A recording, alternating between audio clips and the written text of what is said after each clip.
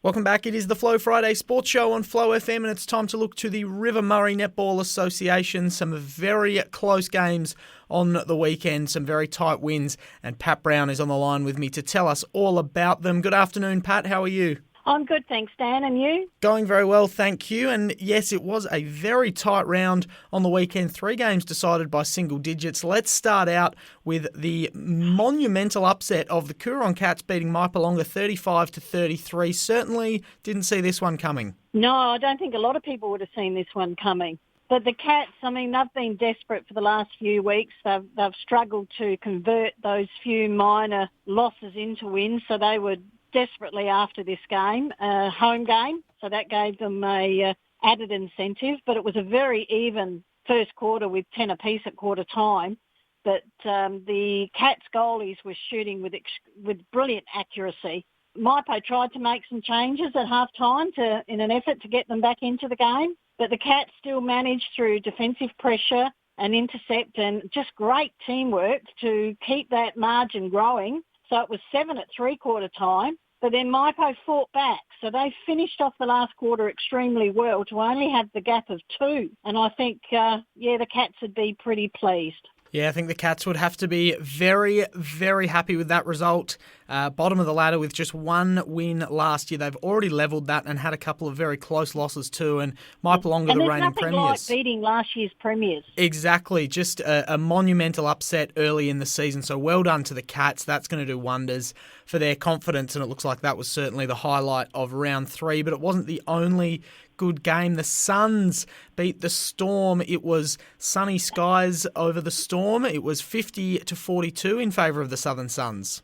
I can only imagine what the spectators would have been like in this game. You know, from everything I understand, these two lots have been rivals for years. And so I think the fact that it was so close, it was only a goal at quarter time, 2 goals at half time, back to a goal at three-quarter time, and then was a margin of 8. But I think the spectators on the side probably even rivaled the excitement of the two teams playing. So they both wanted the victory. They were, right from the word go, they were on task, passing, defensive pressure and everything like that would have, really made it a pleasure to have actually sat there and watched a good game of netball.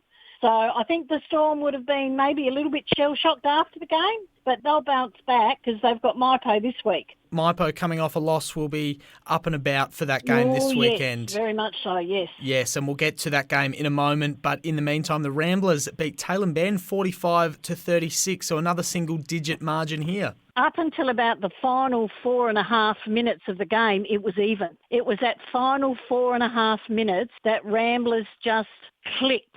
And everything for them worked for them. There were a few contacts in the goal ring against the Tailem defenders that gave the Ramblers goalies that opportunity to really come back on. They'd gone off the boil a little bit, but their shooting in the final 4.5 minutes was brilliant. But what amazed me with this game was I've never seen so many tactical changes. If I was close to saying there was 15, I think the chances are it was closer to 20. Both teams tried to utilise that new rule to be able to adjust their team play during the game. And for most of the game, it did work.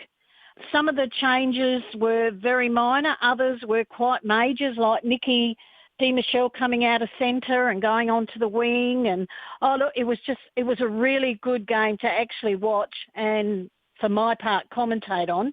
But, it was the last 4.5 minutes of the game that made the difference. All right, so the Ramblers good enough to stay undefeated, and interesting to hear about the tactical changes. We heard Courtney on the Western Air update earlier in the show talking about that same thing. So it's interesting to see how that's having an effect on all of the leagues we cover here on Flow.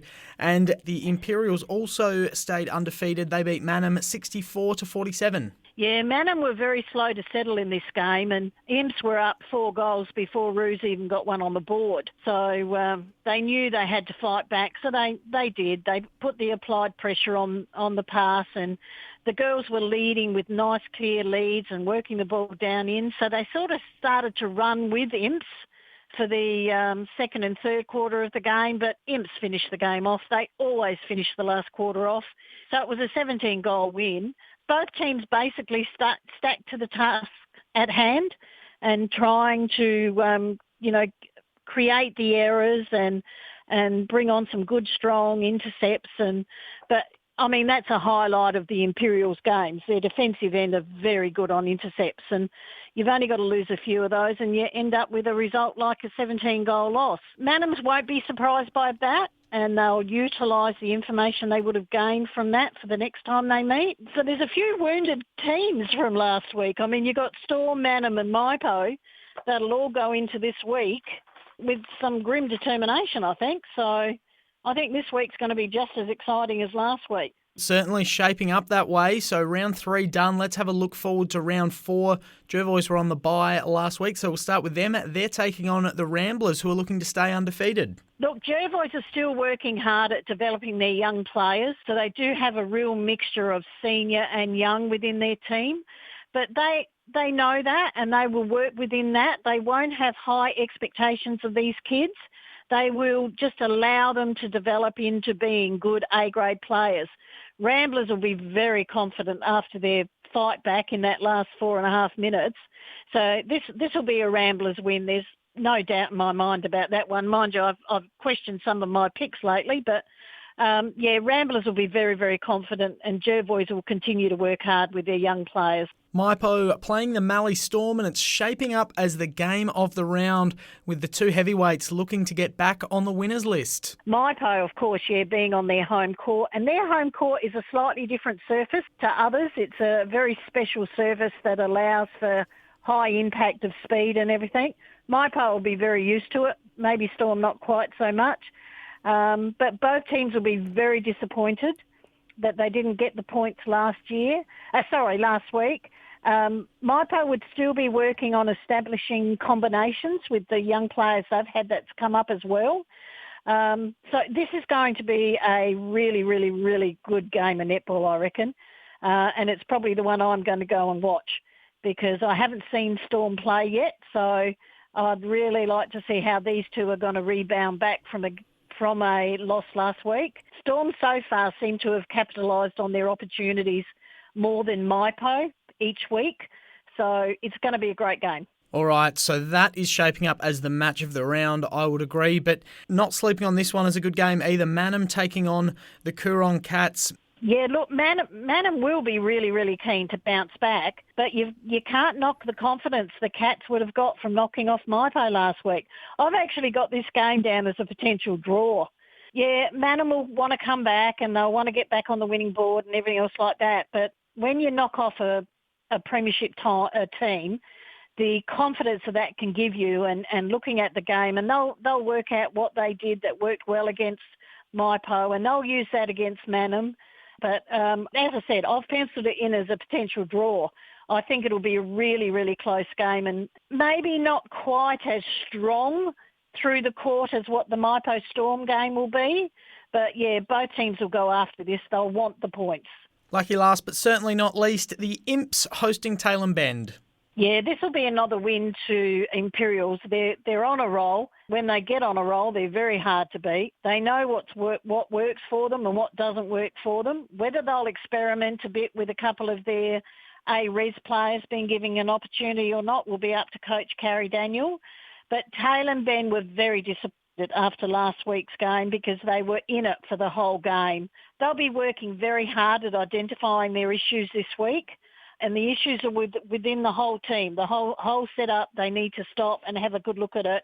Denise Edwards, the coach, will be working really hard with her girls. They badly want to get another win on the board, but it won't be this week against Imperials. All right, tips are in for round 4. Big round ahead in the River Murray Netball Association. Pat, enjoy the netball this weekend. Good luck to everyone playing. Looking forward to catching up and checking in again next week. Thanks, Dan.